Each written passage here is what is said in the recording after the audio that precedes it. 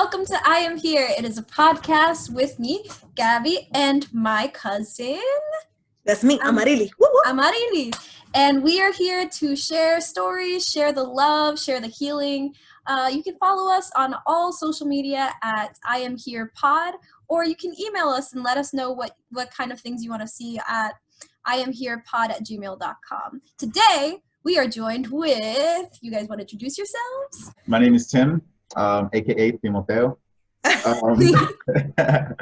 And I'm here. We're glad you're here. Long-time listener, first-time guest. Yeah. Hey, you made it to the show. Do it. He's living his dream. Finally, I made it. I'm Lourdes, and I am also here. I'm just very proud. I'm very happy I'm here. I'm very proud of both hosts, Amarilis and Gabi. And I'm a licensed mental health clinician, originally from San Juan, Puerto Rico. And I'm just so glad to be here with you guys.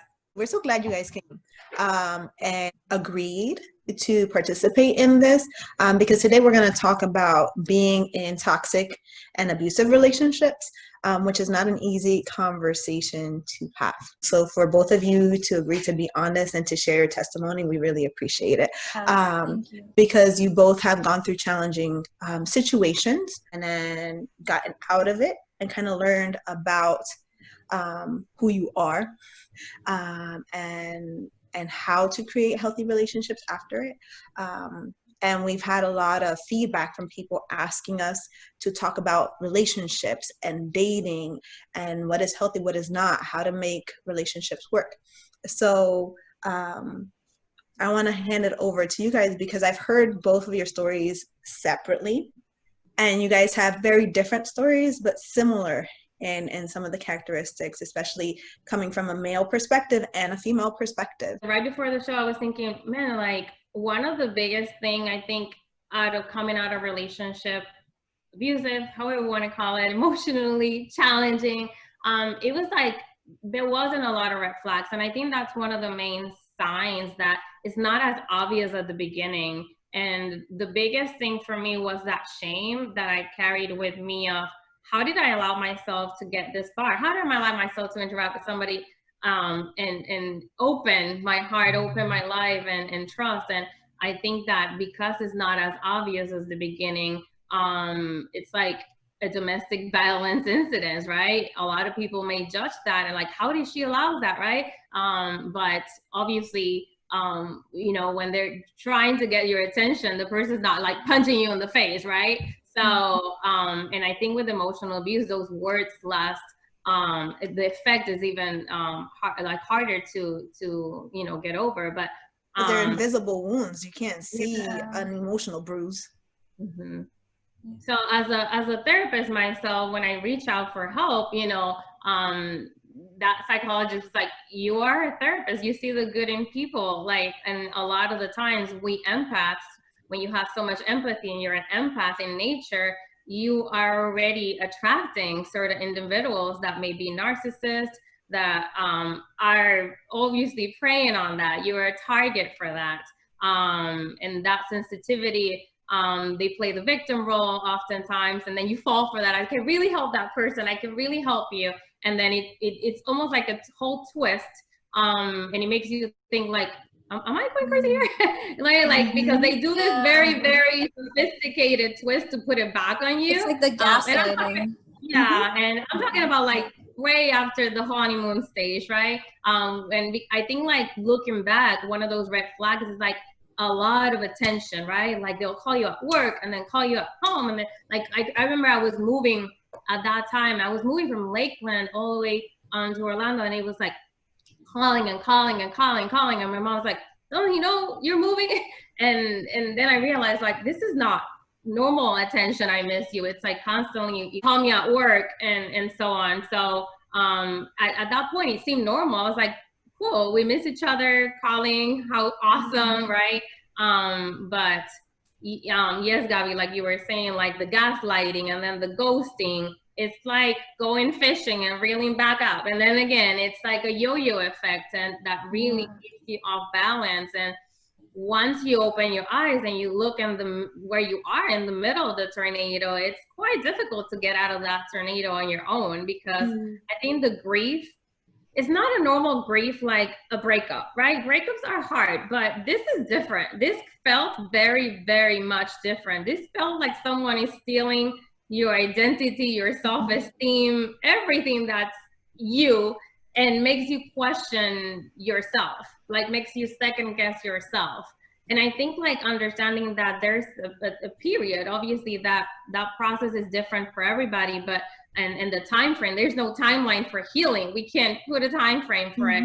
But at that point when I was in that healing process, it's a completely detox. It had to be stage by stage. Like it's almost Question, like even Lourdes, how long were you in this relationship? You know, I'm really bad with time, but I think because at the beginning it was like it was like unofficial, then official, you know, and it was probably a good 2 years, 2.5 years or so on. And, you know, in that whole, like, I want to be official. And then like, finally, I love you and I want to get married with you. I want to, like all of this. And at the beginning it was, you know, I'm trying to like protect identity here as well. But at that moment, you know, this is a man who's already, you know, divorced, going through his own issues and his own trauma. And that's where my appeal went through. I can help you. And how did she do this to you? Oh my gosh, such a good father, and all of that, right? I remember me being in a meeting at work, and I was already trying to like move away and move, you know, forward with my life, because I knew what I wanted it. And he couldn't let me go. And then he's like, no, back in. And I think that shame was really hard. But understanding too that once you break that pattern, once you like, okay, I'm starting to open my eyes, but opening your eyes is a process, that voice, like that abuser's voice, it follows you. It follows you, like even to and you're eating, like while you're eating, like don't eat this, like you're gonna get fat, like, you know. So it's almost like it becomes your internal voice. And your whole self-value, when you realize that you put your self-value in this person's hands, the amount of shame that I would get, because a lot of my colleagues, therapists be like, you know, we know the signs, you should know better, right? Or I don't understand how you being on this field could fall in this relationship and you know better. So it took a lot of healing, understanding like was I stupid? My level of intelligence, how I had allowed this.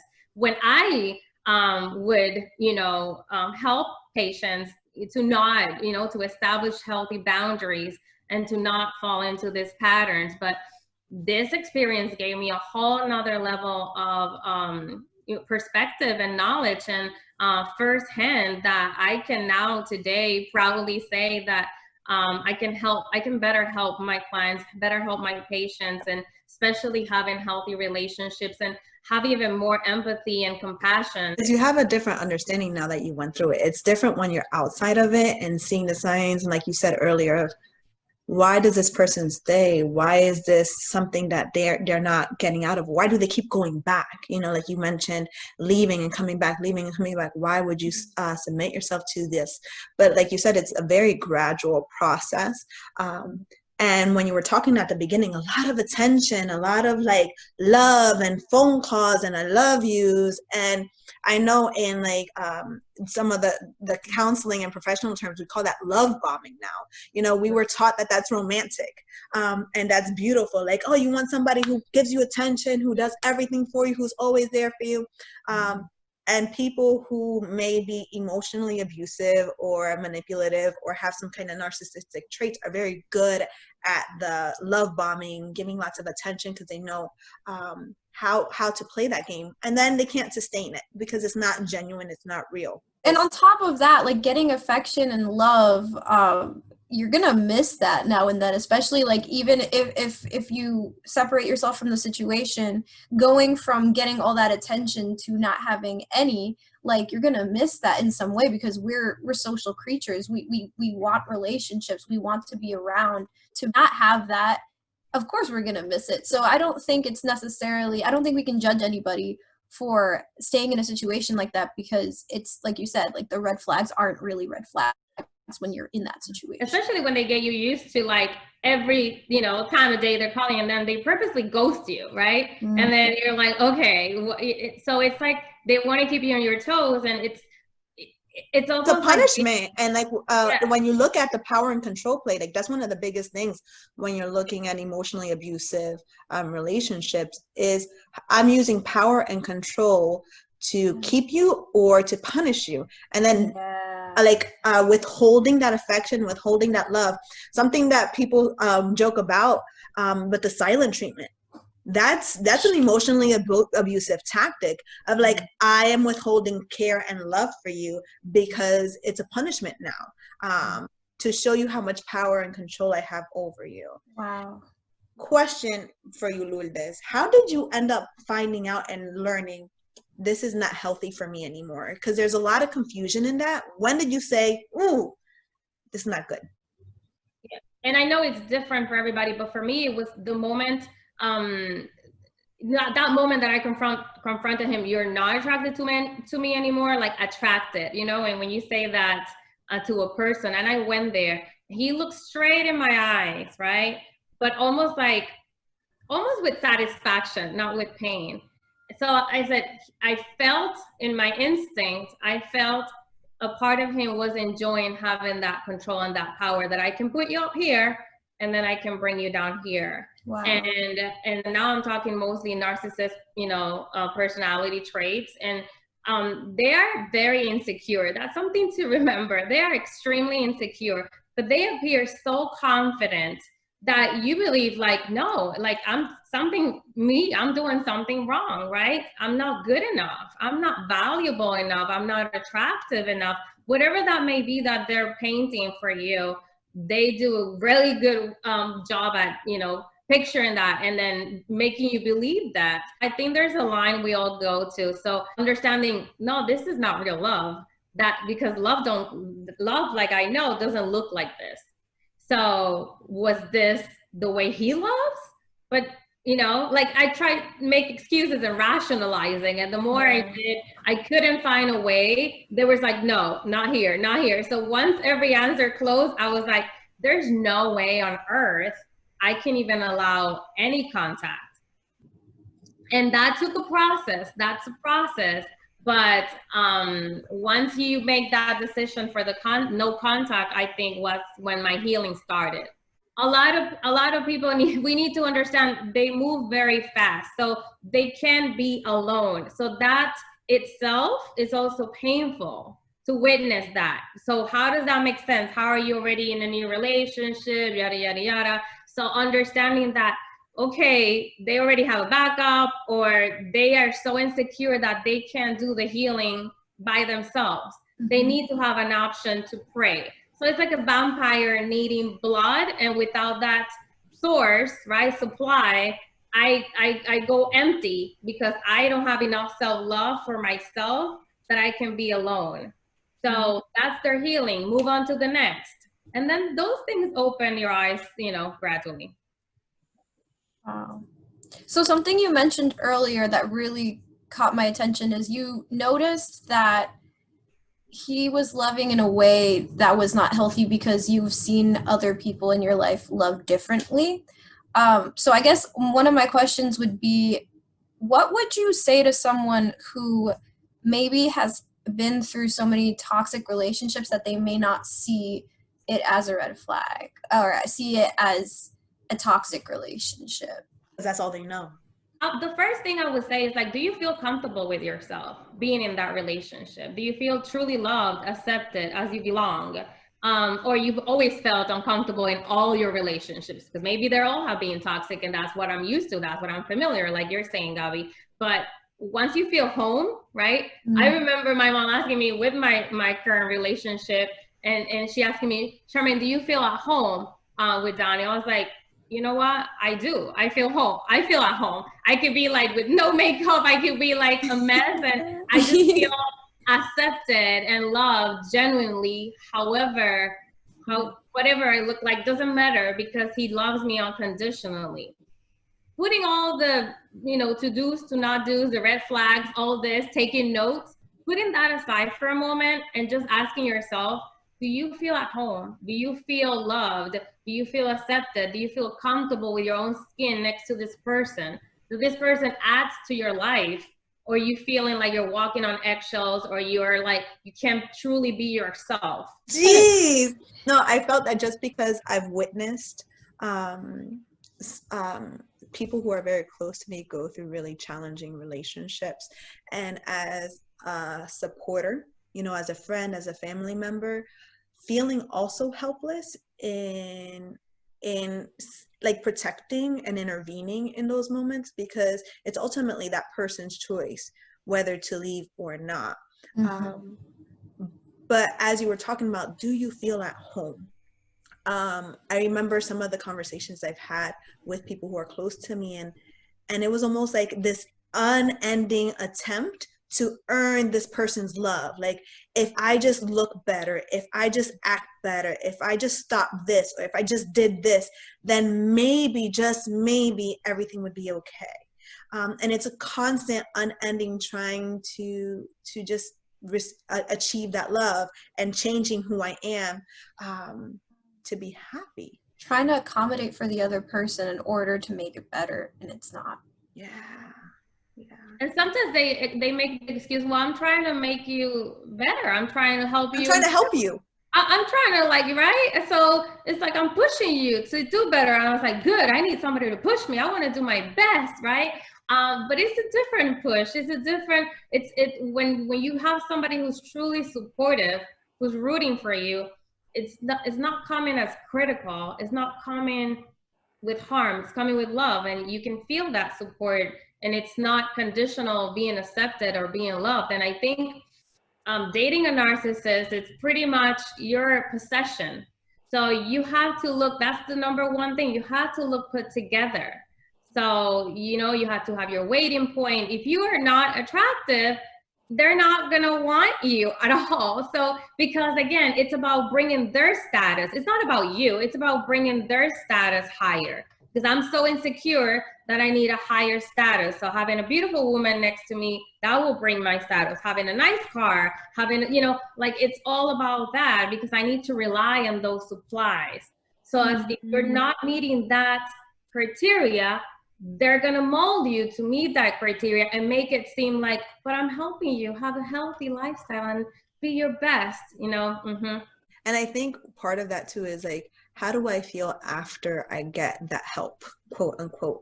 Do I feel supported, like you mentioned, or do I feel like crap? Do I feel like crap at the end of the day? And I know you mentioned earlier wanting to help your partner. A lot of it that brought you back is just like, man, this person has gone through so much. And a lot of times they do. Like, not to say that their stories are untrue, but they can be, but sometimes no, they've gone through some challenging stuff, and sometimes you want to be helpful. You want to be the one to support. How did you get out of that mindset? How did you break free from that mindset of wanting to help this person and say, that's not my job? Yeah, that's actually a really important question as a therapist, as a healer. It's hard to break. It's like, wow, I'm abandoning my journey, what I thought I could help, but understanding what are you jeopardizing really. And I remember feeling really scared for myself or what I could become, because I've always been pretty confident. I always have a healthy self-esteem, and here I was like collapsing. So I knew that, number one, you can't help anybody unless you help yourself. So it was time for self-help. It was time for me to help myself. And recognizing that was important, and understanding that it's not my job, to help someone, especially is jeopardizing my own emotional health and my self-esteem. And I remember specifically the therapist saying, if you continue on that path, you're going to lose all your identity. You'll become no one. You become nobody. Forget low. Wow. So it was like, forget low self-esteem. How about zero self-esteem? Because you become zero. You become nothing. That's the amount of damage emotional abuse can do. So for people to understand, and you don't even know who you are anymore. Yes, wow. I didn't recognize myself. I couldn't even recognize myself. And you know, mothers know. So I have a very close relationship with my mom, and thankfully, and she's always been very supportive. And I think that instinct of mother, and I remember her looking at me. I was like, this is not a regular breakup for her, and then you can't unmask it either. So there's no closure either. That's the other part. There's no closure because in their own way, they're very much delusional. So they believe all of this. So there's no way you can recognize and be like, listen, this is what you did. This is what happened. Like, that's a waste of time. So you can't. You're not going to get the accountability. You're not going to get the apology that people look for. You're not going to get. And I didn't even want an apology, but you cannot speak the truth. To, you know, because it's like you cannot unmask the evil. So you never unmask it. It's like, and then people around him, they call it flying monkeys because they tell the story however they want to tell it, right? Convincing them. And they all believe, right? And you have to live with that and say, I know my truth, and know that the people that love you, and surround yourself with a lot of support network and people who love you, and to know that they'll believe what they believe, and he believes what he believes, and he probably forever will believe that. It's hard to unmask that, and not being able to unveil that and say, wow, I acknowledge this. I acknowledge, there's no acknowledgement. Gabi, you're feeling it. Yeah, she's talking. She's speaking your truth here. She's speaking your truth. Ooh. The other important point is to understand they never let go. Like, it appears that they let go of you, and they might have one girl the next day they're with another woman, the next day, and then they might have another one. It doesn't matter. Or they might have one very long term, and it's like, how is it work with her and not me? And you do this stuff spinning your mind. So they don't let go of you like a possession. So they'll wait till the water it's like calmer, and then, you know, I think it was like probably like about 2-3 months, he was still contacting me like, oh, I'm so glad you're happy, right? So it's like fishing, right? It's like fishing, like or hey, right? I hate those hate texts. I hate them. So vague. Like, I haven't talked to you in like a year or two, and it's just, hey. Ooh. You know, don't, you know, you could be 70 years old and still get a text. They don't let go. So, and they might appear on the outside that they're so happy with their new person and their new life and their car and their boat, and and then you have to understand it's important to, at the beginning, if you feel like you miss them and wish them best. I think a lot of people start getting into these games, and the best game to play with these people is not to play at all, because you would never be like them, and you don't want to be like them, so you don't want to win this game. So let them play it alone, and unfortunately with somebody else who believes that. Wow. I'm clapping. Ooh. Right. Wow, that was amazing. I'm doing group therapy or something. I feel every time we do these, that's how it feels. So good. But it's like, when you were saying that, Lourdes, one of the things that came to my mind that I have told myself, and then even with clients that I've worked with and struggle, it's like, it's okay to miss something, to miss someone. It's okay to miss the good times, because that was genuine from you. It's okay to miss something, but that doesn't mean that you want them back. That's so hard, because then that genuine part, when you said genuine, that brings back to like, that was really hard. Like, what was genuine? Because it felt so genuine, right? And usually, I have a lot of clients that this comes up, but it feels so that we connect. There's so much chemistry. It's like fire. And that's one of the things, like, when I talk about genuine, and I mention it, like, because when I think of just my own experiences, but thinking of also people, I'm like, the love that you gave as a person, everything that you felt in that relationship was real. What you received maybe from the person may have been a whole mirage and a facade, but what you felt and what you gave was truly you, and that's genuine. And I can miss those good times because it brought the best in me in those small moments, but I know it's not healthy, and I don't want that whole relationship back. Yeah, absolutely. But in the grief, we analyze them. We look back and analyze what was genuine about them a lot. At least I did. I think that what's important is to understand that you can't figure out what was genuine and what wasn't. Even somebody who was narcissist or abusive, whatever they were with you, there might have been times that person was genuine with you, or there might have been times they're not, but nevertheless, overall, somebody was being it was toxic in your life, and that's what's important. Because for me, it was driving me crazy on not accepting that. How could everything that he did, again, it felt so genuine, but the times that it was toxic, it's not negotiable, right? It doesn't make up because that's the part, like a lot of my clients are like, but he's so good. And I remember my friends telling me what good he does to you. I was like, well, he changed the lights in my car, like he did it, you know. And she will make fun of me. He gave me a foot massage. Yeah. Most importantly, you were feeling a chapter in their life. You were doing a purpose. You were there for a purpose, to fill some gap that they had, and that was your purpose, and that's what they were trying to maintain it. Because if they're being evil to you all the time, nobody's gonna stay. No smart woman, right, is gonna stay. But it's about, again, the gaslighting and the ghosting and all of that, and back and forth, and that yo-yo is what keeps you going and what keeps you spinning in your head. So this made me think, because I was writing the other day in my journal, and I was thinking about toxic people in our lives, and also I was thinking about this idea of them being good to us now and then, and it made me think of weeds. There are some weeds that look really pretty. There's dandelions, they're really beautiful, and some weeds even have flowers that come out of them, but they're essentially killing everything around them. And that kind of just makes me think of that, because we have these people in our lives that we had good times with them now and then, and we kind of hold on to that positive, but we kind of lose sight of all of the dead grass all around us, essentially. Yeah, the full picture. Yeah. Mateo, share your story. Okay. Because Lourdes is a talker and you're a listener, and it's a bad combination, but it's a good combination. I'll shut up. I don't have a specific story. I have a bunch of stories. I'm going to be referring to a number of relationships. I mean, when a number is probably 3 or all right, first of all, I know that I'm not, a saint. I'm not the perfect guy.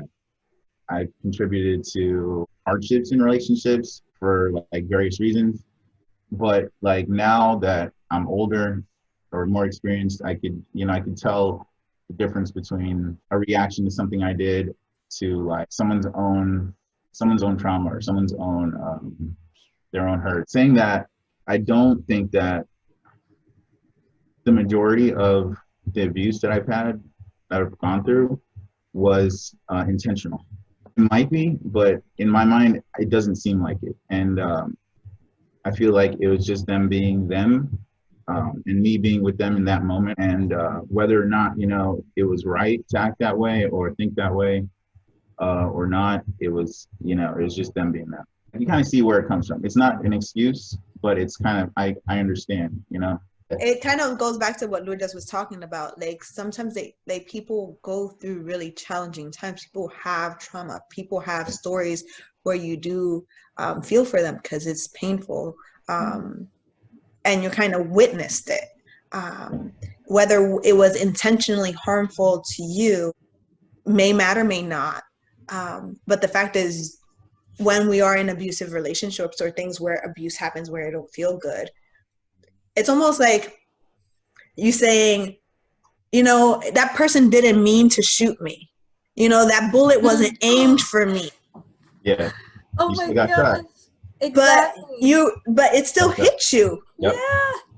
You know what's so interesting? I just had a dream about this exact same thing. I had a dream that, this kind of off topic, but it is the same thing, that there was a person that came into a Walmart / thing, and then they were shooting and everyone was freaking out, and then it was this 19-year-old kid, and afterwards I'm sitting with him, and he was I'm the one who did it, and I was like, oh man, that's really bad. And then he turns to me and he goes, I didn't mean to. And I was like, what do you mean? He was like, they were just rubber bullets. And I was like, yeah, but you still shot at people. And it was whoa. So this is all coming back. I'm whoa. Anyway. Yeah, that's crazy. Actually, that's a huge metaphor right there. Yeah. Man, okay, they don't mean to do it. They still did it. You still got hurt.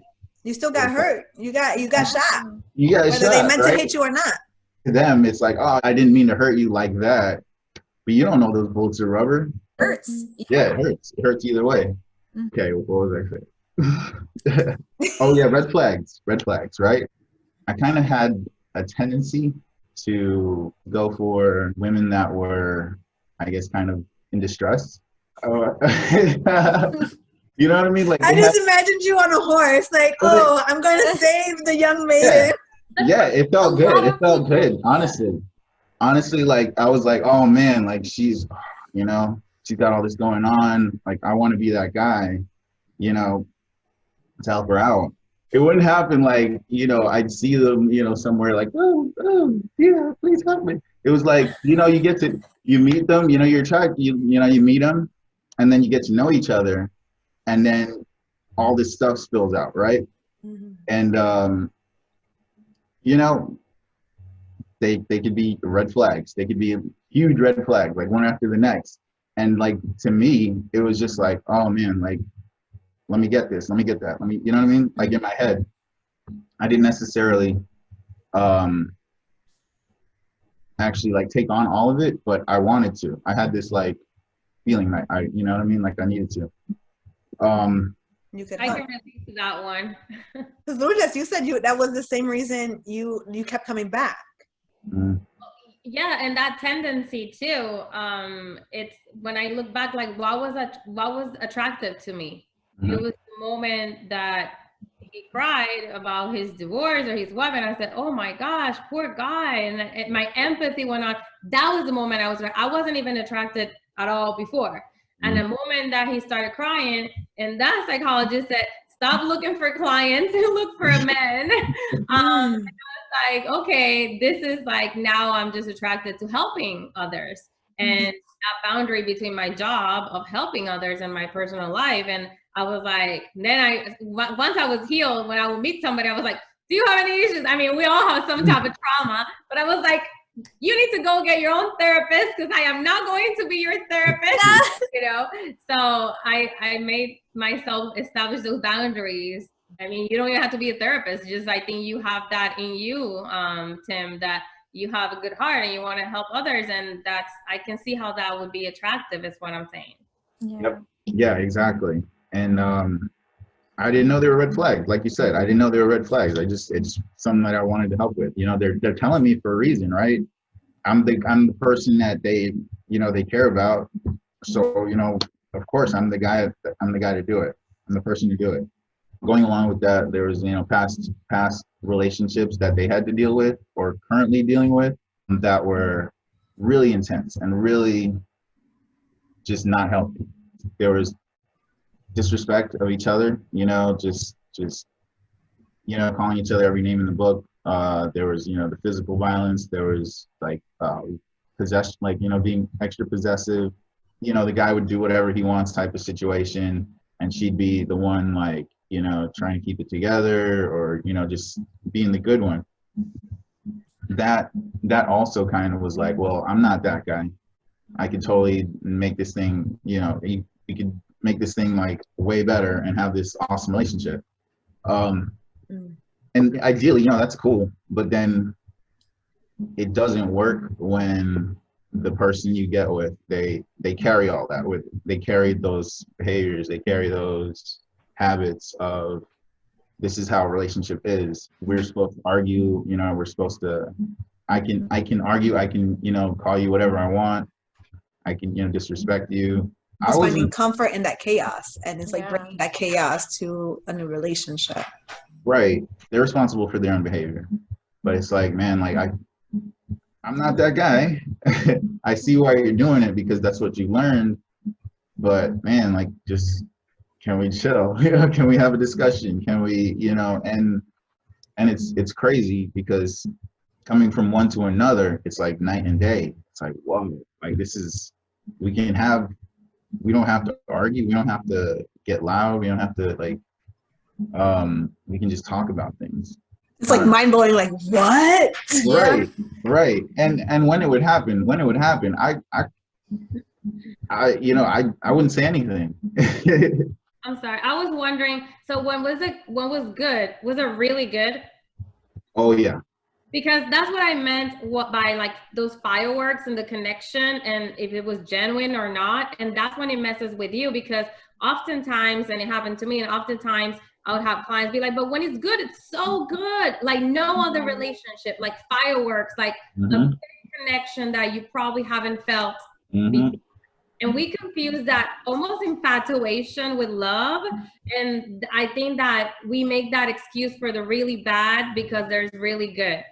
But that's another red flag for me. Like if it's like super, super, so good, but then there's those intense times like Tim is saying, like literally it was like, this is the person. Like I've maybe talked to somebody before, but like this is the best I'll ever have. Like I always felt so lucky to have that person. And it was like, I'm never gonna find anyone like that. It was like, this is my person, so I have to deal with this, you know. This is it, right? Yeah. There's no other option. No. And I remember my dad telling me, like, he was like, Charmaine, take him out of the pedestal. Like, take him out of the pedestal. Like, why do you, like, because oftentimes they think they're God, even though they would never admit it. And then we kind of like believe that. Exactly. Mess this up. Lourdes, you were saying this before, like they kind of bring you down. So it's almost like you feel like, wow, I'm not worthy to be with this person. Like this is so, like you feel lucky to be with them too because of those good times. Yeah, and that's also what kind of contributed to not wanting to leave. Definitely not wanting to go anywhere. With those specific relationships, it would be back and forth. It would be a heated argument, and because of the heated argument, okay, we're done, we're through. And at the time, I'd be like, oh man, I don't have to be in this. And that was almost like a relief. Yeah, but then it was, you know, a few days would pass, and like Lourdes was saying, they'd find somebody. You know, they'd already have this person, that person lined up, and it would just get in my head, and it just ate at me for the days or weeks, however long it was. And then we'd be talking, you know, here and there, and we'd be back together, and then it would be the whole cycle all over again. And I feel like on both of our parts, it was like, oh wow, like I know such and such happened, and it's like, but we're back together, and it's like we don't even acknowledge all the crap that got us broken up in the first place. And then it would build up again, and it would get to a point where I was just waiting for the next argument, you know, just like, all right, this is the one, like and that was my mistake, honestly, but I'd be like, this is the one that, you know, I'll make my exit. It's almost like your way of escaping. Like, I don't know how to deal with it, so I'm going to escape by ignoring it and avoiding it. But then it's back in the cycle, because like you mentioned, you never get to resolve the problem. The problem is always like swept under the rug. Like, what problem? There's no problem. We're good now. Ignore that. It's fine. Like it's, and it's again, almost minimizing the actual seriousness. We've talked about gaslighting earlier, and some people may be aware of that term, and a lot of people may not. But gaslighting is kind of bringing down the importance of things. Like if I have a complaint or a situation, they minimize it, like, oh, it's not a big deal, or you're just making it up, or you're exaggerating. And the term came from an old movie. They had like lamps where they had the gas, and they would light the lamps with gas. And the partner, like the husband, would lower the gas light. And then the woman would say, did you lower the gas light? It's like, is it? And she's just like, no, I didn't. And that would happen every day. And to the point where she wouldn't ask anymore, even though like she smelled the gas, she wouldn't ask anymore, because it got in her head where she can doubt her judgment, because he kept saying, no, it's not true. She would ignore the gas so much that she eventually died. Like he killed her because the gas then poisoned her. But she was ignoring the signal. She was ignoring her own senses because she believed his word over hers, which is where the word gaslighting comes in these toxic relationships, where you start ignoring the signals, ignoring problems, keeping it away because you believe this person's word more so than yours. And there's a lot of self-doubt in there. So when you're talking about these conflicts that you would have and you would never resolve them, and you mentioned too, just like coming into relationships afterwards and saying, wait a minute, I don't have to argue about it. Like there's no, we can actually talk about it and we're not walking away from each other. It's not the end of a relationship because we're disagreeing, because you get to the point where you're just like, I don't even want to disagree with anybody because I know what that means. I mean, that means it's over. And you can actually talk about your feelings. Like you couldn't even be assertive before, like a regular person. Like before you would say, I feel hurt because of this. And they would look at you and be like, I don't know what to tell you. Like yeah, that's your fault. That's your problem. Yeah. Or you don't, or you don't feel that way. No, you don't. You're not, no, you don't. Yeah. Or you feel like, I don't know what to tell you. I don't know why you ask these questions or you would even go there. Like it's like, it's your fault for bringing that up, right? Like, you made me go there. That's why I had to hurt you. So next time, don't ask the questions. You don't want to hear the answers. Yeah, and in addition to that, being vocal was you get like discouraged after a while. You know, you express how you feel. You're like, you know, you don't got to use that language type of thing, or you know, even your own feelings about the relationship. Like, I don't like how we are. And it's just met with this huge like reaction, and you're just like, you like, get all right. tired. Yeah, you're just like, all right, well, I'm not gonna say anything, you know. And it makes you doubt yourself, right? If someone's gonna react that big to something I said, maybe I am wrong about it, you know. Yeah. And for me, it was different because I've always been very assertive. So, and I remember when the relationship started, the family knew that he didn't treat his ex-wife very well, because I remember in front of me, the dad looked at him and he's like, don't do the same with her. You're not going to be able to do with her. Wow. Like she has a master's in psychology. So like, you know, I think they knew. So when he looked at her and said, and that's exactly what happened, because I didn't let things go. I would talk it. I would bring it up. I would confront it.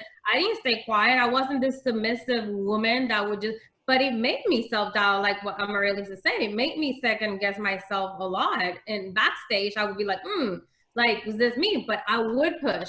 And that's what happens when you push a narcissist. You create a bomb, because it's about them.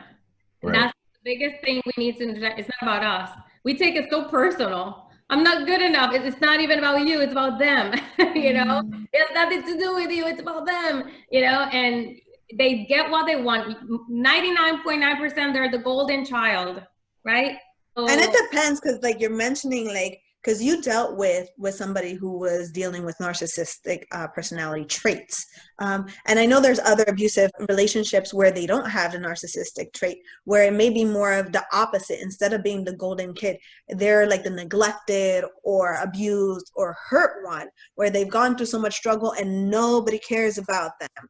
And then you want to be like the person to show them what love is. And like, no. So sometimes they do have the support of people and are just like very charming when they're more narcissistic. But when you're seeing like other personality traits coming in and you see that up and down, it's almost like the victim mentality of nobody cares about me. Now you're leaving me too. You don't like me. And it's, again, a different way of hurting, because you can get sucked in that way too, of just like, I don't want to be another person to hurt this individual.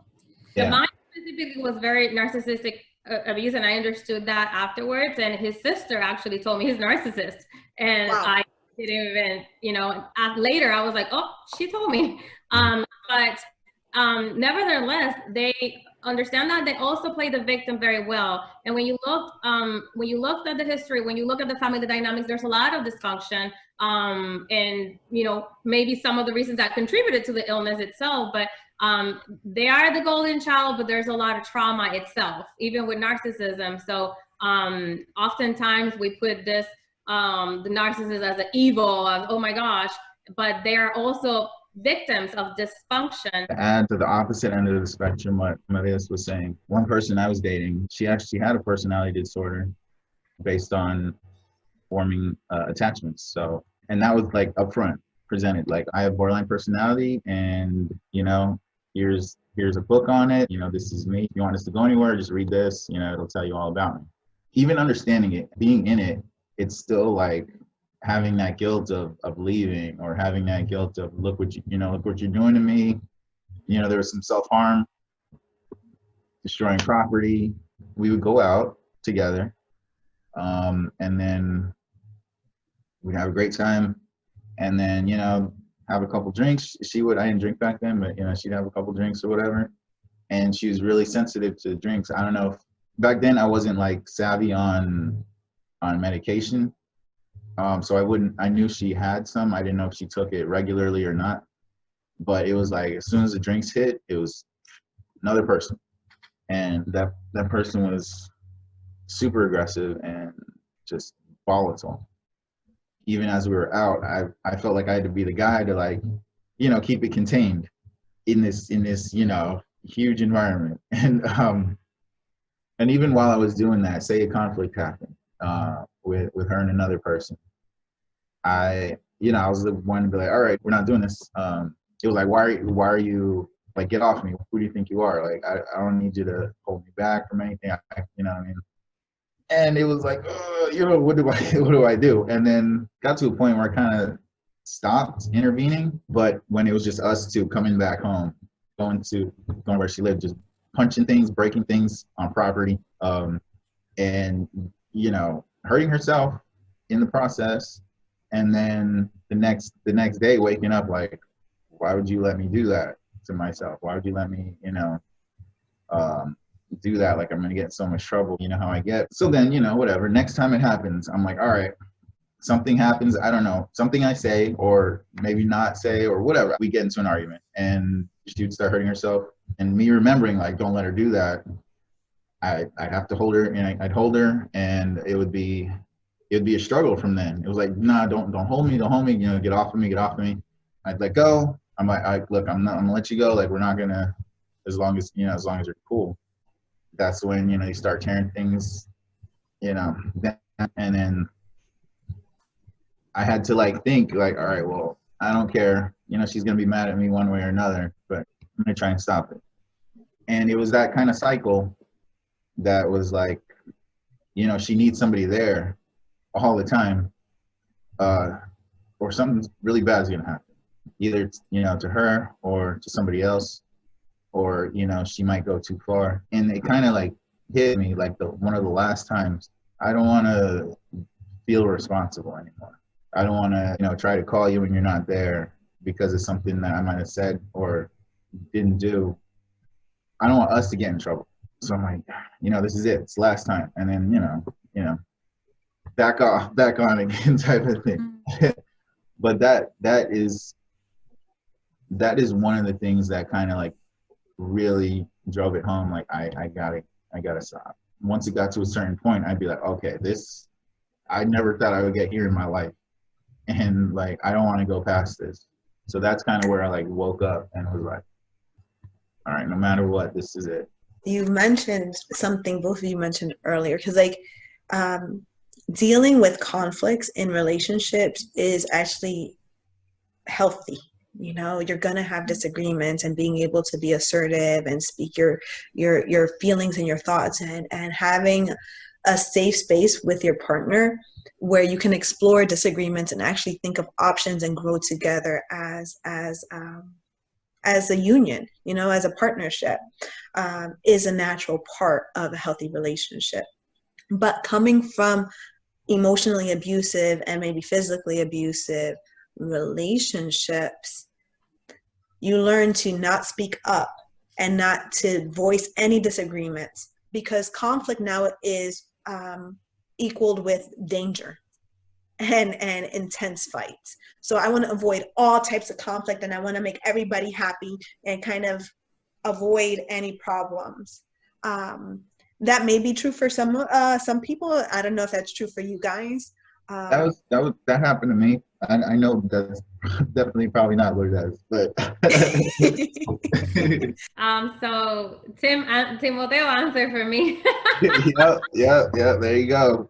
Um, I I think it's a good sign that I didn't. I think that I took my time for healing. I was quiet on my own for some time, and I took that time.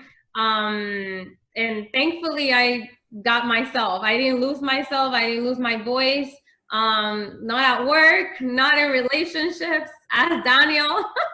So I But can it see took you a long time to get that back, because there, like, it didn't happen all of a sudden. It took you a while, and it took you a lot of work to get to that point, because there would be times that you, even though you would voice it, you would become small again, because self-doubt was like, what's the point? What's the point of doing this? Or trying to, like, almost finding yourself, you would catch yourself sometimes and you're like, wait a minute, why am I doing this? And then would switch off. It's almost like that people pleasing syndrome was still there, because that's what you were trained to do almost in a relationship. Yeah. And I don't know how much of that is like my personality. I think like honestly, to be completely transparent, I don't know how much of that I attribute to the relationship itself. I remember me as, even younger, my mom saying, you could say no, and I think I've always had that people pleaser quality of myself, but I don't recall me losing my voice. But I started, like you said, Amarilis, I started associating and seeing negative effects of using that voice, especially at work, when working with agencies, when you speak the truth. It was almost the similarity, like you said, like, don't wake up the monster, don't speak the truth, just keep going, keep working and doing as they say, and don't say anything at all. Because whenever I would speak up, it just didn't happen, or it didn't got acknowledged, or people would look at you like you're talking Chinese. So it was like a waste. I was like, what is the point to advocate anymore? You start getting tired. So it was that similarity, like in the relationship or in a workplace, that it's also toxic workplaces. So understanding when to leave those jobs is also important. And I think those were a reminder for sure. Yes. I kept talking though. I don't think they got me quiet. Some people wish they got me quiet.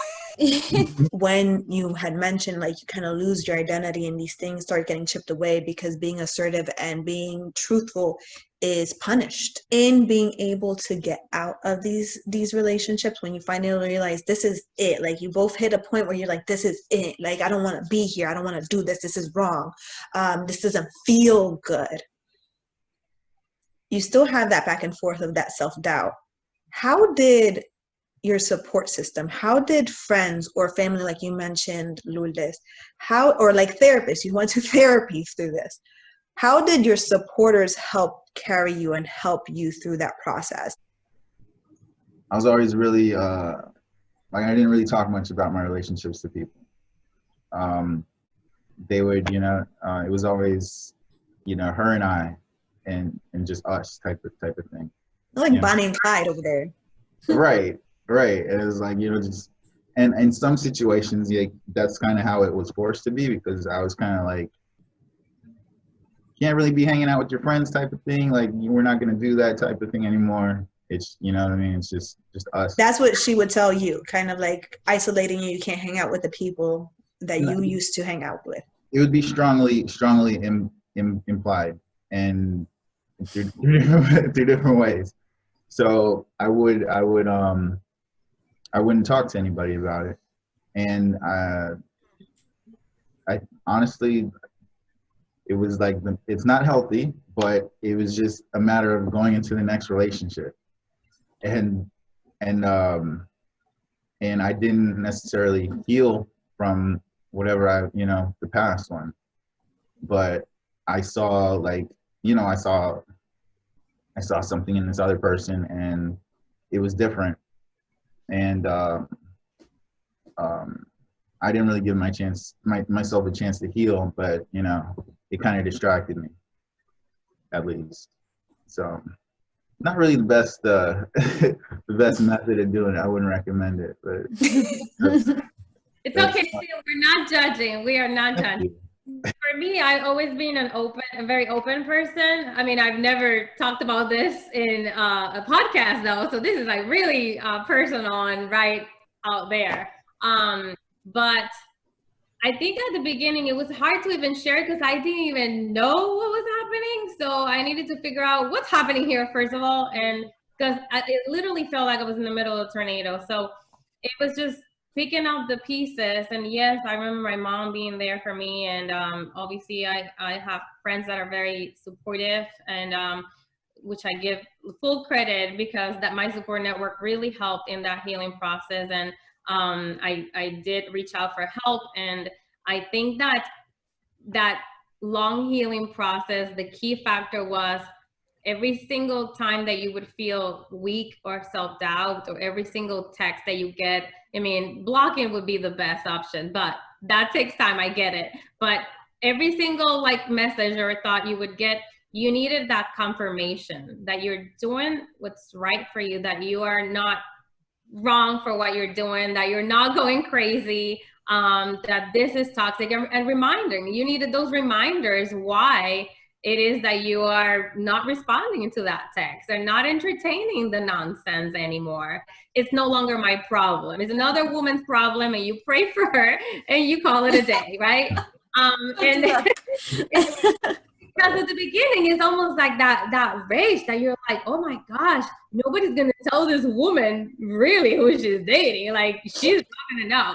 And then you're like, I don't care. It's not, and it's not like, it was never like that careless. It was just like, it's no longer my problem. It's like you're free. Yeah, it's like freeing yourself. It's not your responsibility. You don't have those chains. It's like, you can live, you can be yourself, and then that's it. I think that my support network helped me in confirming that at moments that I felt weak, at moments that I felt self-doubt, at moments that perhaps if he reached me, and I would second guess myself if this was right? Because we had an absolutely great connection. So I think that was key. Like I was telling Gabi earlier, they don't let go. And it's always about them. Like he could watch this show today and hear me and say, oh, she's not over me, like she's talking about me. Oh my gosh, right? I can't believe, or she twisted the story, right? Because that's what's on their mind, but that's fine because it's not my job to reveal the truth anymore, right? And I think speaking of support network and my support and my resources, God was there all along with me, and I can't forget that I think this is very much also a spiritual battle, and I remember him during the relationship using Bible verses or God, and with something that I was like, but he's so good, but he's godly in all of this, and that's why it's so confusing. But I understood this is also a spiritual battle, and how I could feel peace in my heart regardless of what the family believes or his family, or it doesn't matter. I know my truth. I know who I am. I know what I give. I know my value. But at that point, maybe I was questioning my value.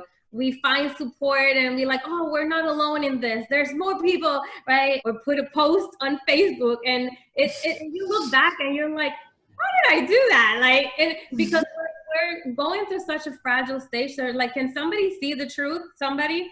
And some people could call it, oh my gosh, that's so immature or so childish, and and not really understanding what the person may be going through that's crying for help. So it goes back to what even like Tim was saying of, you didn't experience that because you had your support network was really tight, but a lot of people who go through difficult relationships and abusive relationships, there is that phase where I'm going to isolate you from people who can possibly help you. I'm going to isolate you and separate you from your friends that you would go to, like healthy people, because now you are mine, like you mentioned, a possession. And it makes it a lot harder to leave that relationship because of the lack of support. So reaching out on social media or putting things, it may seem immature to some, but when you don't have support in those moments, you're looking for help, you're looking for validation, you're looking for some sort of support where you have the strength to leave. Within my support network, it's important to know we can have a great support network and I have a great support network, it's still hard for the people who love you to understand this. Like, it was hard for me to even explain it. Like, I remember my mom looking like, what is this? Like, confused. And even your friends. So getting past that judgment, because I was judging myself so much, I felt so embarrassed. Like, why? I'm not this fragile, or I'm not this person. I have a good self-esteem. Like, I felt so embarrassed that it was even hard for me to share it. You have to forgive yourself and understand that process first in order to let your support network help you in some way, shape, or form. We do have to help ourselves. And there were times that they didn't understood. There were times that maybe they were not as understanding, or they were kind of rough, but maybe I needed somebody to be rough in the moment too. Yeah. While you're in a relationship, when you're trying to move away from it, they lash out at you sometimes, and it doesn't make you feel any better about it, because you feel bad on top of that. I was called a narcissist myself and a psychopath, because I'm into myself. That's what it came off as. But me just wanting to be in a better place doesn't necessarily take away the good things that we did have. It's just us together with it. And it took me a while to, get to that realization. I actually have this notebook like right next to me. It's my journal. And in it, I had so many excuses for getting back with the person I was with in that toxic relationship. And like, we had broken up multiple times before, but like, I kept trying to restart it to try to fix things. And like, it was kind of like what Tim was saying, like, I wanted to help. Like, I really wanted to be there, to be that person, to help the person get through whatever they were going through. And in like my list, like, it was like 10 pages, not even exaggerating, maybe 8 pages, but like close to 10 pages, full pages of me like saying, this is what I need to change in order for this to work. This is what I need to do in order for this to continue, for us to have a healthy relationship. And it's crazy because like looking back at it, I think about how much I was walking on eggshells and how much on top of that, I was also putting so much effort and it wasn't really being reciprocated. And that was the scary part of it all, because in the like the thing, I was like, we need to talk about this. Don't talk about this. Don't talk about that. And it's like a list of things I couldn't do. And I just had that there for myself. And like looking back at it actually broke my heart, because like now I'm in a positive relationship.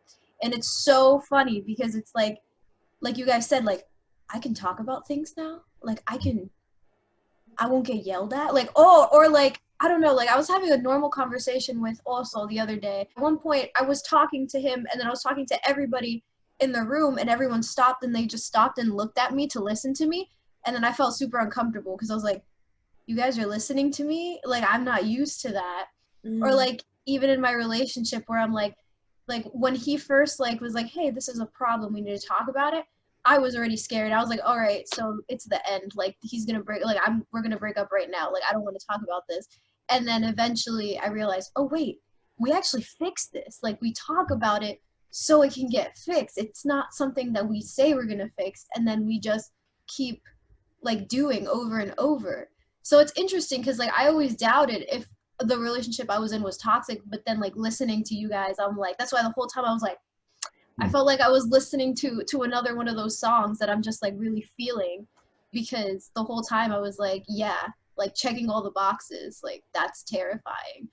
That's so and many it's people. so subtle. It's so subtle, just like you guys had mentioned. At first you don't realize it because it's a way of getting you in, and there's small little things where you're able to doubt yourself. When it becomes so aggressive, you're like, oh, this is bad. But it's like almost like a slow transition where it gets a little bit worse, and you start doubting yourself. And earlier you had mentioned this, Tim, and it brought this to mind even when you were just talking about this, Gabriela, of all the things you can't say, of when you are in an unhealthy relationship with unhealthy people, when you set healthy boundaries, because every relationship has boundaries, no matter how close you are. There are different levels of boundaries, but in a healthy relationship, you do have boundaries and you respect them. But when you're in an unhealthy relationship, once you set boundaries, you are called a narcissist. You are called cavalier. You are called all these different things. You're called selfish, because it's not okay for you to have boundaries, because I no longer can benefit anymore if you're setting up boundaries. And that's when it becomes hard, and you do feel guilty, because it's like, am I being selfish for wanting me time? Am I being selfish for asking this person to change something or to talk to me? Or am I being selfish for wanting to go to the gym and take care of my body? Am I being selfish for going out with my friends? And you start to question all of those things. And it's a way of manipulating and manipulation of I need to have you at all times. Manipulating what other people think, like you were saying with the flying monkeys. Well, you were saying the flying monkeys. I brought it up because the flying monkeys, like you mentioned it. I love that you call it the flying monkeys too. But that's the actual term they use. I invented it, but. Oh, really? Yeah. I've never heard that. I only know the flying monkeys from the Wizard of Oz. So it's almost like the witch, and then the flying monkeys just follow whatever the witch says. And that's exactly what happens in abusive relationships. Once they can no longer control you, because now you're setting boundaries, now you're saying no, now you're removing yourself from the situation, they can no longer manipulate and control you. They start to control and manipulate how other people see you. So they're going to discredit you. They're gonna spread rumors. They're gonna call you names. They're gonna say you're the one that's toxic. You're the one that, because Tim, you mentioned that earlier, but I've heard from so many people getting out of relationships, and even just with clients I work with, that's the first thing they're calling me a narcissist. Or they say I'm having this issue, or they're diagnosing me because they went on Google and diagnosed me. And they say I have all these traits, and people start to question. But the truth is, they discredit you, and other people start hating you in order to, again, manipulate you back, in order to isolate you and bring that power and control back. And it's very common, and it makes it a lot harder for you to leave, because then you don't have that support. And that makes the grieving process very painful too, because it's hard to live with knowing that all of them are going to believe I'm a horrible person, right? And who's there to save you? Yes. The person that you're trying to leave. Nobody understands me like this person does. I just got a message that says we have a question. It says, what can you do for loved ones stuck in toxic relationships? I guess just being present and trying to see things from their point of view. That's not always easy, and it's not always clear, but at least being open, like letting somebody know that you're always there for them, and maybe even asking, just checking on them. If you notice your friend being a little more distant since being in this relationship, check on them, and don't stop. Even if they're not responding, they might respond one day. So I think just being there, just reminding them that they're always there. I think that's important, just because being a witness to people very close to me being in very toxic and emotionally abusive relationships, as someone who cares about them and who loves them, I also felt very powerless and helpless in those situations, because it's not my relationship. So I want to respect those boundaries, but recognizing the person that I love is getting hurt by someone who quote unquote loves them, and not being able to make any changes of that for that, and seeing it play out for years and years and years. And being present as a loved one can be very hard, because you're almost going through the same things vicariously with the person. You're seeing the up and downs, and you're kind of seeing the bigger picture when they're in it. So when they're really happy, I almost felt like, for me, I can't speak for everybody, but I felt like I couldn't be happy for that person when they were going through these happy times, because I was worried about what's coming next. Yeah. I could see the cycle from an outside perspective and know that this was short-lived, and be worried when big decisions were being made, and how it could play out for this person they cared about, but being able to respect that person's process. Because even though I knew it was abusive, my loved one didn't know it was abusive. And I would mention things and say, I don't agree with this. I don't like this. This is not right. You shouldn't treat. And I remember mentioning these things to my loved one, and that caused more fights, and that became almost more dangerous in the relationship when I would bring things up to her, and then she would bring them up in her relationship, and like you guys said, it became intense fights, and it became more dangerous. So as a loved one, for the safety of my loved one, I stepped back, and I was always there present, but I no longer mentioned the things that I was seeing, because I was more scared of what the conflict and the confrontation would be. But always just being present, like, if you need a place to stay, this is where you can stay. Like, and just leaving it at that, like, I'm here, you know, I am here, and you have a place to stay with me. And this person would come, maybe a day or a weekend, and then go right back, but always being present, because they're gonna go back. And I can't force them to not go back, but just witnessing the process of, one, recognizing it took her years after I told her that it was abusive for her to be like, yeah, I am in an abusive relationship. I know you've told me that for years, but it didn't click. I didn't think so. And then it clicked for her. But even when she knew it was abusive, she was not ready yet to leave. It was like, well, I just have to deal with it. This is the relationship I'm in, so I'm just gonna have to deal with the abuse, and maybe, you know, maybe we can work together and it may be better. So almost respecting that process. And then once she finally left and never went back, being again that support system to be like, you're here, we can help you like regain who you are, because it's not just a place to stay, but it's rebuilding that identity of celebrating the small things of like, yeah, you did that by yourself. That's amazing. Like, I can't believe you did that. That was so great. Because it's like that person had to believe, you're right. I could do these things that I didn't believe I could do before, because he told me I couldn't for so many years. And now I'm taking risks, I'm taking chances. And even as a loved one still, like the process of healing, like years later, is like being able to cheer on, because I'm still get confused. Like you said, Lourdes, I still get confused. I'm like, why is she making a big deal of like freaking going to the store? Like, why, what the heck? Like, why is that a big deal to you? And then stepping back and being like, oh, she was not able to do this for years. And this is a big thing. To me, it's something small, but to them, it's a very big thing. So allowing her the space to celebrate small little things, and knowing that as a loved one, you got to be patient. You got to be patient. And it's so frustrating for the loved ones, because they just want to shake you and be like, get out of there. So I wish everybody was as patient as you, Amarilis. Well, girl, I did that right. too. I was like, why?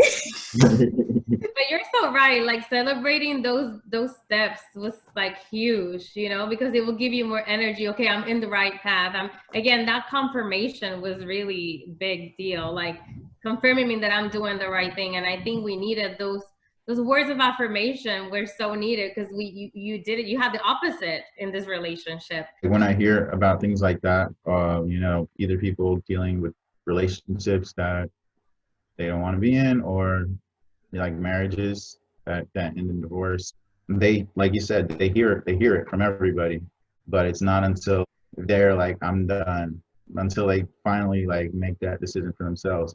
It seems so sudden sometimes, and it's just crazy, but it just has to hit them. And the thing is, like, there's so many ties too. So sometimes it has to hit them, but sometimes they have to be prepared. When you're in abusive relationships, there's the emotional abuse, but there is also like when finances are tied, you know, or you're living in the same household, or you share children, or you're working in the same place.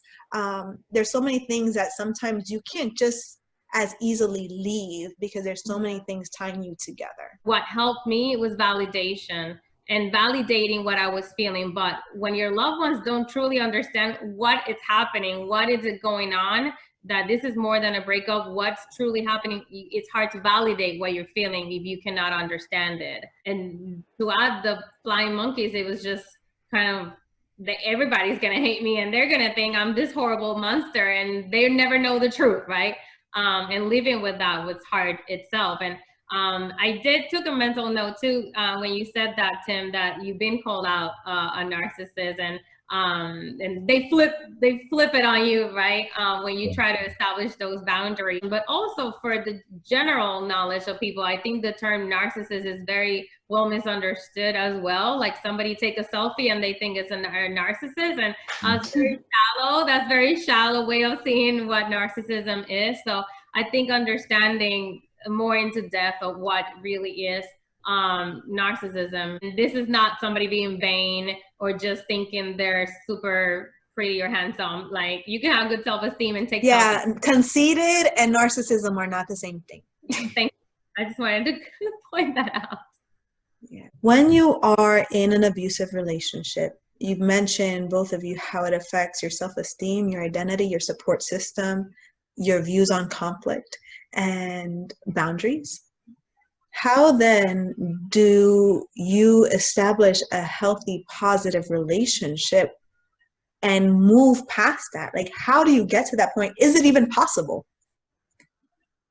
I can speak of my experience, of course. I did give myself that time. I went through the healing process, and I started working in that relationship again with myself. And that's what the healing was, recovering myself. And I remember that invisible attachment that I had, right? We had to cut that. And that was actually in a session. We had to cut that. It's almost like a funeral from that individual. Once you're also grieving the relationship, you had to go through that process. And then grieving your relationship with yourself so that you can recover the lost self that was there somewhere lost. So once I had myself back and I recovered that self-love, that's the healing that I'm referring about in order for me to establish any other healthy relationship. And I remember that I dated, and I wasn't ready. And when the right person come, you were there for that chapter. I wasn't even looking. You were pushing him away. You're like, no. And it's almost like that love bombing that we talked about, because when you get somebody who just loves you and gives you all this attention, it's like love now becomes a trigger, because anybody who treats me with so much attention, they must be abusive, because that's how it started. It started really nice and kind.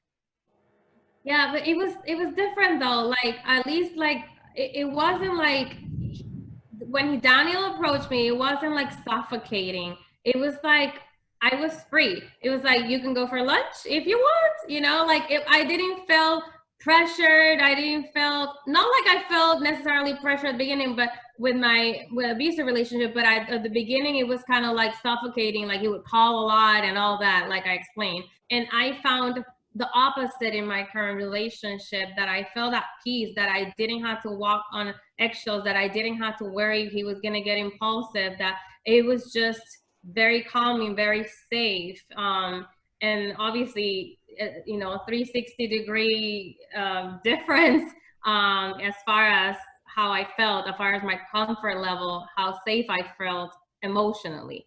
I could have felt safe physically with the other one, because he would have fight anybody who would have like lay a finger at me, And I remember, like, when he came in, like you mentioned earlier, it's just like there was a part of you that was not yet ready for it.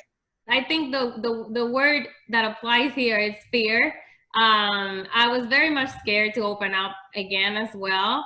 And as soon as I saw that, I even told him, like, oh my gosh, you have a heart of gold. When I found that, I was like, wow, like I can relax. It was like two empaths together, and we would still joke to this day. Like, I was like, no, but you have a cup of water. He's like, no, you haven't. No, you haven't. You don't get to recognize those healthy signs and establishing a new healthy relationship until you haven't healed the one with yourself. Like, it's not like he made me happy. When he came along, I was happy with myself. I'm not saying like, oh my gosh, I was happy with every single aspect of my life. That's not what I'm saying, but I was happy with me. And I might have not felt ready, to jump in, but I had my self-esteem healed, and there was some time, like a good amount of time, that I'm talking about. Like, Yeah, it was years. Yeah, years. You know more than I do. She knows my story better than I do. I was there for part of it. I'm really bad with time. I don't know if this was last year. When did it happen? All I know is that I am here. But I know that when my current relationship came up, I know in my heart that I had done my work. I think that led me to Daniel, really. That really did. And if it would have been years before, I totally wouldn't. Nobody would have been able to make me happy. I know the question was, how did I do it? But I'm going to start with agreeing with Lourdes first, because she did it the right way. You know what I mean?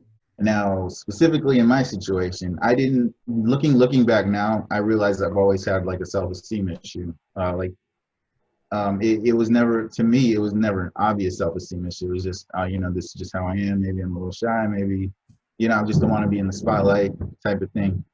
But now I realized that there was a little issue, and others' opinions or others' views or things that they said out of hurt or spite, they stuck.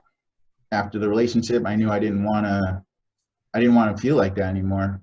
So, you remove yourself, but those things are still there. Those words, those feelings, they were still there.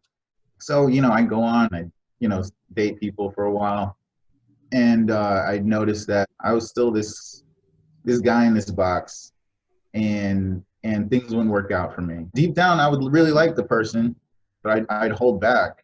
Looking at it now, they'd sense that, and they'd feel like I wasn't interested or I was being aloof, like I didn't care when I did. And so I'd get ghosted. It'd be done. But so then I started feeling like maybe I need to be this other guy. Maybe, all these things that were sticking. Like he's a jerk. He's like this guy and that guy. I'm like, well, maybe I should be this guy. So you should be the jerk guy. Yeah, maybe that is who I am. I was getting attention. You were getting attention for being a jerk? I was getting attention from being a jerk. Yes. Oh no. Yes, legit. I was attracting people who like before had their own issues, and so it was cool for me because I dealt with that before. I was kind of comfortable with that, and I'm like, well, I'm a jerk now, so it really doesn't matter. And so, but then it would come to a point where I'd start feeling it. I'd start, being the real me again, and it'd be like, nah, I can't do this. Like, I feel horrible, and now I'm stuck in, like, I might be stuck in this loop again with someone who, I just started talking to, and I had to take time away, and presently I'm on this like the journey of self-healing, realizing who I am. So I'm kind of in the process. That's so good. I'm so happy for you. Good job, Timoteo. Thank you. Work in progress. Work in progress. Understanding that you cannot love yourself until you know yourself. It's like, it's like someone going on a date, number one, and be like, I love him. I was like, you don't know him. So without knowing someone, we all know that if you don't know someone, you cannot love that person. How we expect to love ourselves if you don't truly know yourself and who you are. It's needed in order to enter any type of relationship, not just romantic relationship, just having healthy relationships around you, friendships, and with your own family. Yeah, that's so beautiful. I've never thought of it like that, actually. Like, it totally makes sense if you think about it in terms of being another person. And it's respecting that, honestly, too, because, like, with you guys, you're at different levels of just your healing process and gone through different ways because you're different individuals. But also for people who are hearing it and kind of going through the same thing, is almost respecting that it is a process, that it takes years, it takes time to unpack all of this. You are grieving and almost relearning how to accept yourself and to be with yourself. And it takes time to like yourself. I have to like myself and in my mess, and like when I'm not such a good person, and like when I am more scared or shy. I have to like those parts of me too before I get to the point where I fully accept and love myself. And the process looks different for so many people. I can do part of that work on my own, and there's part of that work that I have to do in community. And it's being able to give yourself space for both. In order to be in a good relationship, there are things I have to do within myself to heal my own self-relationship. And I also have to learn certain things through being in a partnership. There's only so much healing I could do until I get triggered again, and I learn how to respond to those difficulties in a different way without having my defense mechanisms pop up again. Yeah. So I appreciate you guys coming on and being so vulnerable and being open and being the best of homies, where you can just come in and be like, yes, I'll do a podcast. Yes. I don't know about you, Timoteo, and I know like we're still in this process and everything, but does it feel like relieving and freeing to talk about it openly? Because at least like it kind of feels powerful, right? To share your testimony and hopefully that other people can benefit from hearing your testimony. So not to take more time from the host, but I was wondering how that made you feel. Yeah, definitely. Like I said, I don't get to talk about it much anyway, unless, I'm asked. And just thinking, I'm not the only one.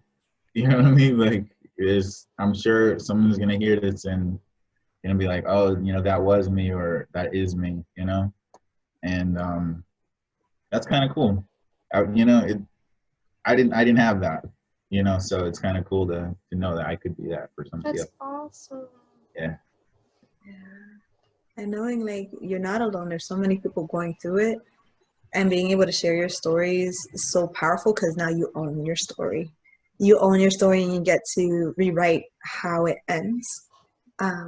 And knowing it can happen to anybody, whether you're shy and have low self-esteem, to being very assertive and having the best self-esteem, to somebody who has no support system, to the people who have the strongest support system, to being a woman, to being a man, to being a professional who has studied this, somebody who has not known this ever. It can happen to anybody at any time, because it's different to understand it logically versus actually living it. And knowing that it's okay. Like, it's a process, you're going through it, you take your time to heal from it. And for those people who are observing and just witnessing somebody they love go through this, knowing that you're part of the process too, and just being present and helping support somebody with just the care and the respect, and letting them know what you see, letting them know you see them, and you see the struggle, and that you're there for them. If anybody wants to reach out to you guys, what would be the best way for them to reach you? Well, I have Instagram. It's Mr. Rich. Oh my God. Follow you right now. You're gonna follow me. All right. Me too. Okay, it's mr.r1ch. Found you.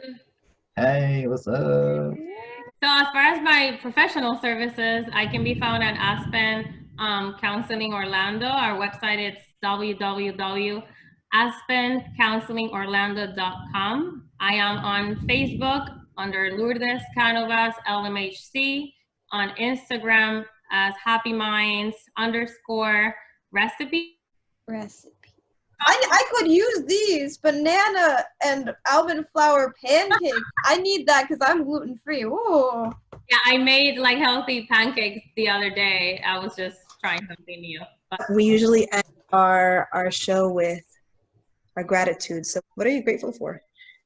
I'm grateful for adversity. I'm really, like I said, I haven't been talking about this subject in a while, and I guess that's a good sign, right?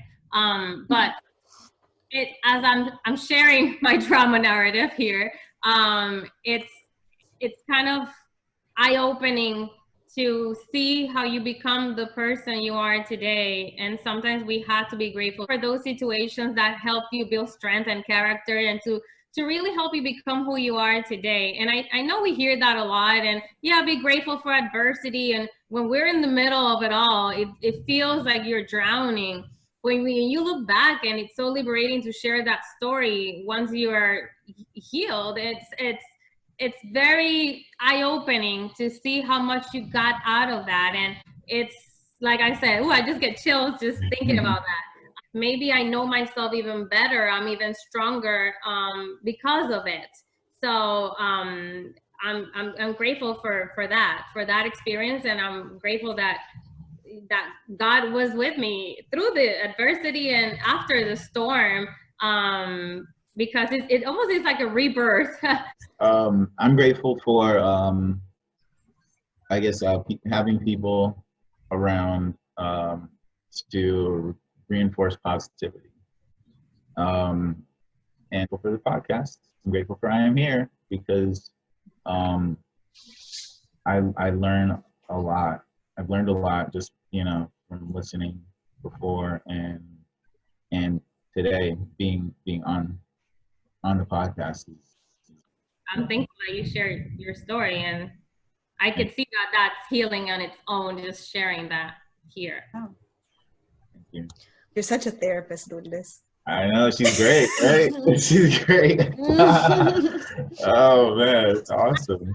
So sorry, I apologize, but sometimes the thing is like you keep saying, like when you said that somebody called you a narcissist, and I left with that. I was like, let me get back to you because you are not a narcissist. I was like, honestly, I'm rooting for you to find your real self, because I can tell you're such a kind person. And I can really see that you have a really kind heart. That's probably what gravitated you to be with people that needed you and led you to toxic relationships. So I know that you're in the right path, but I just want to share that. I'm sorry, but Thank you. I see you. I see you. We're right here. It means a lot. From one empath to another. I love you guys. You guys are so funny. I love it. I'm grateful. I want to say I'm grateful for you guys, which I am, but I know that was already taken. So I'm going to say that I'm grateful for you guys and popcorn, and I'm grateful for sharing stories. This is just so nice. I'm just really happy. At the end of all of these, I always feel so full of happiness. So, but yeah, that's just me. And popcorn. I'm full of popcorn. I think I am grateful for this time and for you guys being vulnerable, sharing your stories, because like Lourdes said, it does take a lot of courage to be open. And with that, I am so grateful for change, for the ability to grow, for love, being vulnerable, and just having community. Being able to witness people's story without having to change anything, just being present can be so healing. And I'm grateful for you guys. Follow us, guys, on Instagram. We are at IAmHerePod on Instagram, Facebook. Follow us, like, subscribe, share with anybody who may need to hear some of this and hear some of these stories. If it was helpful for you, and maybe helpful for somebody else as well. And as always, we're so glad that you guys are here. And we're here with you. Good job, Gabi. Finally, I did it right. Finally.